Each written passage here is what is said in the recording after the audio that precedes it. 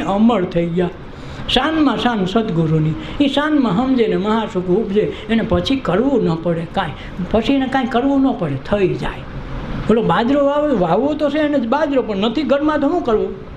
જેસલ કે કાંઈ કામ તો કરવું જોઈએ ને, દેખાડવું જોઈએ ને કાંઈક વાવ્યું.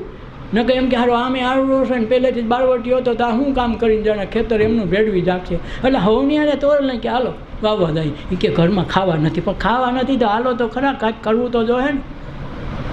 પછી ઉપાડીને રસ્તામાં આવી નથી એ કે લે રેતી વળ્યો, રેતી આપણે વાવવા થાય. પણ તોરલ કે પણ તારે ક્યાં જોવાનું છે? તું વાવવા આવે સંબંધ છે, તારી ઘીરે કોઈ જોવા આવે બારવટિયાને ઘરમાં તો હું વાવો ગોતવા ત્યાં પૂછવા આવે, હું વાવણીયામ ડોકા કાઢે હોવ નહીં વાવવામાં ન રાખ્યું હોય.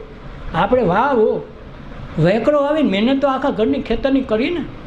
તમારે વીઘે 2 ગુણ માંડવી થાય તોય ભલે, 22 ગુણ થાય તોય મહેનત તો એટલી જ પડવાની ને, કે ન પડે? બધું કરવું પડે. શું કરવું? એ કે આપણે મહેનત તો કરવાની છે ને, કરો.